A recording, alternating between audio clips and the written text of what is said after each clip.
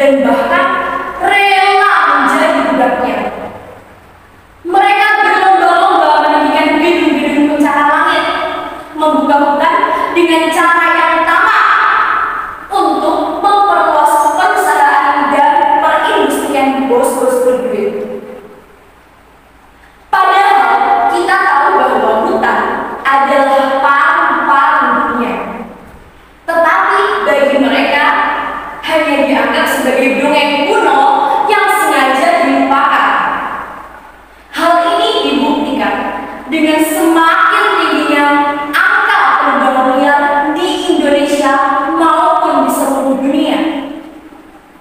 Kemudian diperparah dengan pembakaran hutan secara sengaja serta alih fungsi hutan sebagai tempat pemukiman.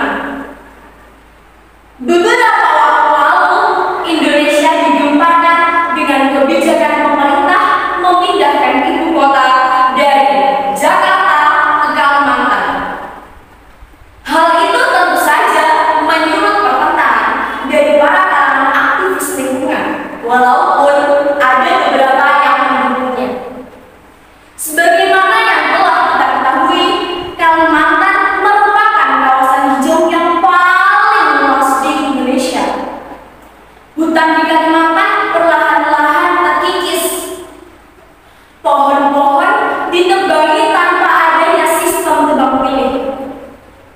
Dan pada saat yang sama, pohon-pohon tersebut digantikan dengan penanaman pohon kelapa sawit secara besar-besaran demi kepentingan perindustrian seperti minyak, kosmetik, serta banyak hal lainnya.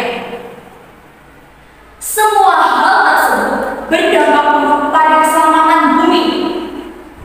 Berkurangnya eksistensi hutan menyebabkan menipisnya lapisan ozon di bumi, sehingga tidak mengherankan apabila suhu bumi semakin hari semakin panas dan berimbas pada maraknya ketidaknormalan iklim, hilangnya habitat hewan-hewan yang tinggal di dalamnya, dan bahkan dapat menyebabkan kepunahan hewan secara massal. Banyak dari kalangan aktivis lingkungan mengatakan bahwa hal-hal tersebut adalah sebuah bencana besar yang tidak dapat ditangani. Bumi kita semakin kritis di tengah-tengah aktivitas manusia yang secara sadar atau tidak justru menorehkan luka kepada bumi yang kian hari kian mengamat. Hadirin yang saya hormati, problem ini tentu tidak dapat dibiarkan begitu saja. Harus ada solusi dan orang-orang yang mau mewujudkannya. Apa saja solusi tersebut? Yang pertama, dengan reboisasi, menanam kembali pohon di hutan yang gundul.